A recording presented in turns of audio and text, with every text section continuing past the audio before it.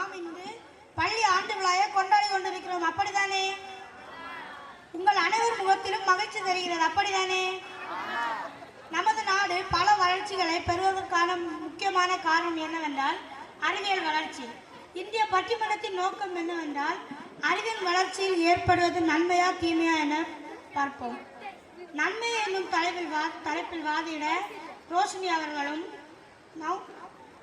அன்சிகா அவர்களும் பிரஜான் அவர்களும் வாதிட போகிறார்கள்.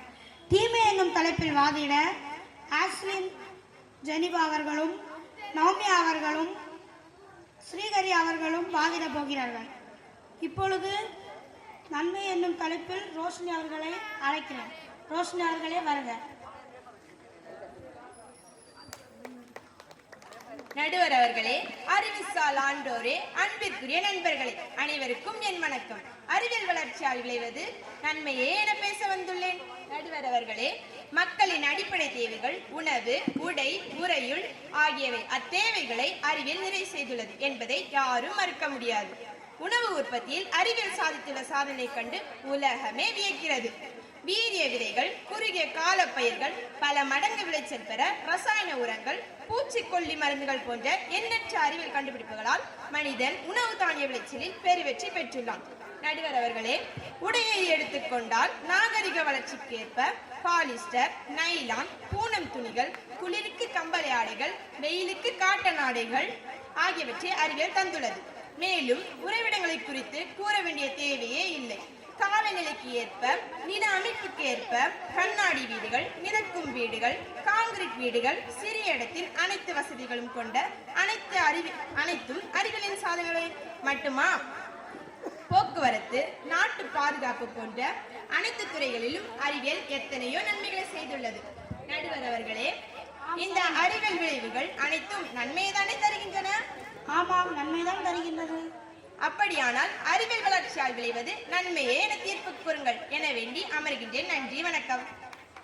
அருமை அருமை, மிக அருமையாக வாதாடினார்கள். இவருக்கு பதிலடி கொடுக்க தீமை என்னும் தலைப்பில் வாதிட ஸ்ரீகரி அவர்களை அழைக்கிறேன். ஸ்ரீகரி அவர்களே வருக. சமன் செய்து சீர் தூக்கும் கோல் போல் அமைந்து வலப்புறம் இடப்புறம் சாயாமல் நடுநிலைமையோடு தீர்ப்பு வழங்க காத்திருக்கும் நடுவர் அவர்களே, நாணயத்தின் முத்திரை பகுதியை மட்டுமே பார்ப்பது போல் ஒரு புறம் மட்டுமே அறிவியல் வளர்ச்சியை விளைவது நன்மையே வாதிட்டுக் கொண்டிருக்கும் எதிர் நண்பர்களே, ஆசிரியர் பெருமக்களே, அருமை நண்பர்களே, பெற்றோர்களே, அனைவருக்கும் வணக்கம் கூறி அறிவியல் வளர்ச்சியால் விளைவது தீமையே என வாதத்தை தொடங்குகிறேன். ஆம், சொல்லுங்கள். உணவு, உடை, உறையுள் ஆகியவற்றில் நன்மை செய்த அறிவியல் அவற்றை எல்லாம் மண்ணோடு மண்ணாக்கும் ஆயுதங்களை கண்டுபிடித்துள்ளது. அணுகுண்டு, பெட்ரோல் குண்டு, நோய் கிருமிகளை பரப்பும் குண்டு, ஏவுகணை முதலியவற்றை தந்து மனித குலம் நிம்மதியற்று தவிக்கும் நிலையை உண்டாக்கிய தீமை. ஆமாம், தீமைதான். நகாசாகியா ஹிரோஷிமாவில் ஏற்பட்ட அணுகுண்டு வீச்சால் பரம்பரையாக ஊமும் செவிடும் பிறந்து நிம்மதியற்று தவிப்பது. உணவுத்துறையில் பூச்சிக்கொல்லி மருந்து அடிக்கப்பட்ட காய்கறிகள், பழ வகைகள், தானியங்கள் போன்றவற்றை உண்டு மனிதர்கள் நோய்க்கு ஆளாகி தவிக்கிறார்களே, இது தீமை இல்லையா? ஆமாம், இதுவும் தீமைதான். பூச்சிக்கொல்லி மருந்து என்பதால் வயிற்று பூச்சியை கொல்ல தம்மே குடித்து மயக்கிறார்களே, இது தீமை இல்லையா?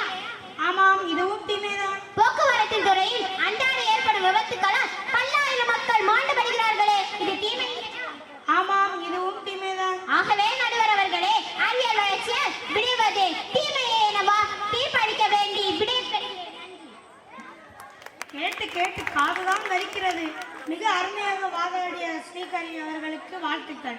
அவருக்கு பதிலடி கொடுப்பதற்கு இப்பொழுது நன்மை என்னும் தலைப்பில் வாதிட அன்சிகா அவர்களை அழைக்கிறேன். அன்சிகா அவர்களே வருக. அனைவருக்கும் வணக்கம். நடுவர் அவர்களே, எதிரணி நண்பர் நாகசாலின் ஹிரோஷிமாவில் அணுகுண்டு தீமை விளைவிக்கும் என கூறினார். உண்மைதான். அணுகுண்டு ஆக்க வேலைக்கு பயன்படுத்தாமல் அழிவுக்கு பயன்படுத்தினால் அது தீமை. செடி கொடிகளை நாசம் செய்யும் பூச்சிக்கொல்ல பயன்படுத்த வேண்டிய பூச்சிக்கொல்லி மருந்து அதற்கு பயன்படுத்தாமல் மனிதருக்குள் இருக்கும் பூச்சிக்கொல்ல பயன்படுத்த கூறியது யார்? அதற்கு நல்ல மருத்துவர் அணிவிக்கலாமே.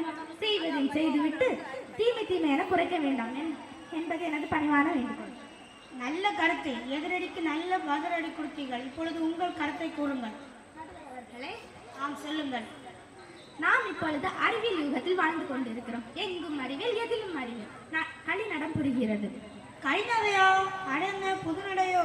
நடுவர் அவர்களே, எனது அம்மா காலையிலிருந்து 1 மணி நேரத்துக்குள் ஒரு நாள் உண்ண தேவையான அனைத்து பதார்த்தங்களும் சமைத்து பக்குவப்படுத்துகிறார். அதற்கு காரணம் அறிவியல் கண்டுபிடிப்புகளான mixie, grinder, induction, gas stove, cooker என அனைத்துமே. இதனால் காலம் விரையாமல் இல்லாமல் ஆகிறது. மேலும் துணி துவைக்க வாஷிங் மிஷின், ஆடைகளை மடிப்பின்றி அழகாக அணிய அயன் பாக்ஸ், வெயில் காலத்தில் அறை குழுகுழு என வைக்க ஏசி, அதிக படிக்கட்டுகள் ஏறி அவதிப்படாமல் அழகாக செல்ல லிஃப்ட், எஸ்கலேட்டர் வசதி, வெகு தூரத்திற்கு செல்ல விரைவு பெறுது. இவை அனைத்துமே மக்களுக்கு நன்மை தானே தருகிறது. ஆமாம், நன்மைதான் தருகிறது. ஆகவே எத்துறை எடுத்தாலும் அறிவியல் வளர்ச்சிக்கு நன்மை என கூறி அமர்கிறேன். நன்றி, வணக்கம். நல்ல கருத்துக்களை கூறியிருக்கிறார்கள், அவர்களுக்கு மிக நன்றி. அடுத்ததாக ஆஸ்ரின் ஜெனிபா அவர்களை அழைக்கிறேன். ஆஸ்ரின் ஜெனிபா அவர்களை வருக, வாதத்தை தொடங்குங்கள். அவையோருக்கு வணக்கம். நடுவர் அவர்களே, எதிரணி நண்பர் அம்மா சமைப்பதில் நன்மை, ஆடைகள் துவைப்பதில் நன்மை, மாடி ஏறுவதில் நன்மை, விரைவு பேருந்தால் நன்மை என பல நன்மைகளை அடுக்கி சென்றார். விளைகிறேன். இந்த மிக்சி, கிரைண்டர் போன்ற இயந்திரங்கள் இருக்கின்றனவே, இவையெல்லாம் சுறுசுறுப்பாய் செயல்பட்டு வந்த அம்மாக்களை எல்லாம் சோம்பேறிகளாகவும் நோயாளிகளாகவும் மாற்றியுள்ளனவே. இது தீமை இல்லையா? ஆமாம், தீமைதான். அம்மிக்கல்லில் அரைத்து ஊரலில் மாவாட்டி சுவையாக சமைத்து தந்து சுகவாழ்வு வாழ்ந்த அம்மா மிக்சியில் அரைக்க வைத்ததும் மின்சாரம் போய்விடுகிறது. அடுத்து மின்சாரம் வரும் என பார்த்து அம்மாவும் சோம்பேறி ஆகிறார். குடும்பமே பட்டினியால் அவதிப்படுகிறோம். மட்டுமா, கூடவே அம்மாவிற்கு உடல் பருமனாகி நடக்க முடியவில்லை. சுகர், பிரஷர் என்ற நோய்களும் தொற்றிக்கொண்டன. இவையெல்லாம் ஆமாம், இதுவும் தீமைதான். நடுவர், ஆம், சொல்லுங்கள். நண்பர் கேஸ் ஸ்டவ் என்றாரே, அது ஸ்டவ் அல்ல, யமன். யமனா? அதென்ன? எத்தனையோ மருமகள்கள் கேஸ் வெடித்து இறக்கின்றன. எத்தனை அடுக்குமாடி கட்டிடங்கள் தீக்கு இரையாகின்றன. பத்திரிகைகளின் செய்தியை வாசித்தால் அயன் பாக்ஸ் ஷாக் அடித்து மாணவன் பலி. இது தீமை இல்லையா? ஆமாம், இதுவும் தீமைதான். விரைவு பேருந்தில் விரைந்து செல்லலாமா? எங்கே? விரைவாக மேலே போகலாம். விரைந்து சென்று முட்டி விழுந்து உயிரே போய்விடுகிறது. இது தீமை. ஆமாம், இதுவும் தீமைதான். எனவே நடுவர் அவர்களே, அறிவியல் வளர்ச்சியால் விளைவது தீமையே என கூறி விடைபெறுகிறேன். நன்றி, வணக்கம். அருமை, அருமை. மிக அருமையாக வாதாடினார்கள். அவர்களுக்கு என்னுடைய மிகப்பெரிய நன்றி. இப்பொழுது நன்மை என்னும் தலைப்பில் வாதிட பிரஜான் அவர்களை அழைக்கிறேன். பிரஜான் அவர்களே வருக, வாதத்தை தொடங்குங்கள். அவையோருக்கு நன்மையான வணக்கங்கள். நன்மையான வணக்கம்? அப்படி என்றால் தீமையான வணக்கமும் உண்டோ? அதுவேதான் நடுவர் அவர்களே. இதுவரையிலும் பேசிய நண்பர்கள் குண்டுச்சட்டிக்குள் குதிரை ஓட்டிக் கொண்டே இருந்தார்கள். குண்டுச்சட்டிக்குள் குதிரை ஓட்டி கொண்டிருந்தார்களா?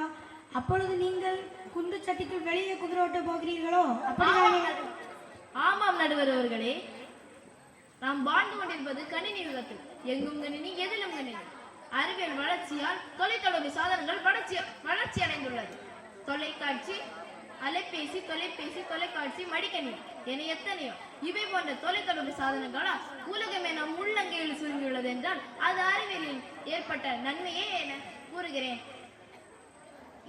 இவை போன்ற தொலைத்தொடர்பு சாதனங்களால் நம் வீட்டில் இருந்து கொண்டே உடனுக்குடன் பார்க்கவும், அமெரிக்கா போன்ற நாடுகளில் வசிக்கும் உறவினர் நண்பர்களுடன் பேசி மகிழவும், பல துறைகளை சார்ந்த புது கருத்துக்களை இணையத்தின் மூலம் பெற்றுக்கொள்ளவும், பல்துறை கல்வி கற்கவும், வீட்டில் இருந்தவாறு கல்வி கட்டணம், உதவி கட்டணம், பேருந்து முன்பதிவு என அனைத்தையும் இணைய வழியை செய்ய முடிகிறது.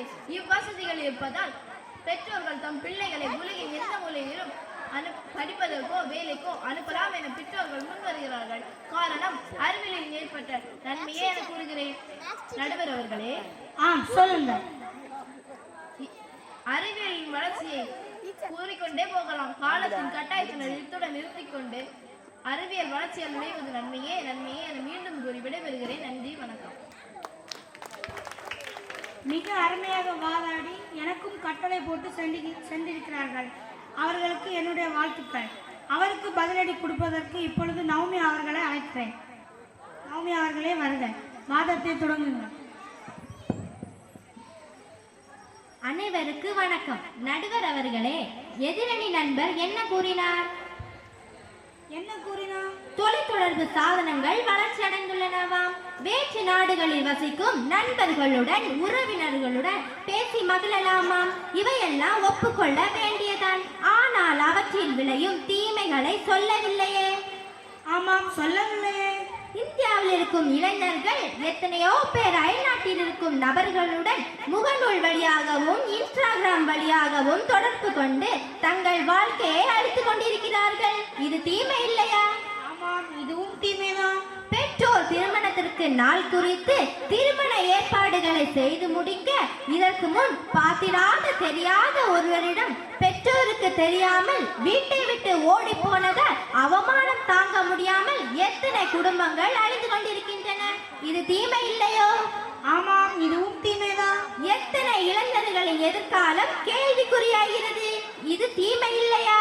ஆமாம், இதுவும் தீமைதான். இணையவழி சேவையை பயன்படுத்தி கல்வி கற்கிறோம் என கூறி தேவையற்ற நிகழ்வுகளை பார்த்து பார்த்து கல்வியும் கற்காமல் ஒழுக்கமும் கெட்டு அல்லாடி கொண்டிருக்கிறார்களே, இது தீமை இல்லையா? ஆமாம், இதுவும் தீமைதான். ஆகவே எதிர்கால சமுதாயத்தையே சீரழித்துக் கொண்டு அறிவியல் வளர்ச்சியால் தீமையே தீமை என கூறி விடை பெறுகிறேன். நன்றி, வணக்கம். அருமை அருமை, மிகவும் அருமையாக வாதாடினார்கள். இரு அணிகளும் பல நல்ல கருத்துக்களை எடுத்து கூறினார்கள். இது அறிவியல் வளர்ச்சியால் ஏற்படுவது நன்மை என்ற கருத்துக்களிலும் பல கருத்துக்களை கூறினார்கள். தீமை என்னும் தலைப்பிலும் கூறினார்கள். இதில் வெற்றி பெற்றது நன்மையே என்னும் கருத்தில். ஏன் நன்மை என்று சொல்கிறேன் என்றால், அறிவியல் வளர்ச்சியால் கண்டுபிடிப்பது நாம் நன்மைக்கே பயன்படுத்தினால் அது நன்மையாக இருக்கும், தீமைக்கு பயன்படுத்தினால் தீமையாக இருக்கும். இத்துடன் பட்டிமன்றம் நிறைவடைந்தது. நன்றி, வணக்கம்.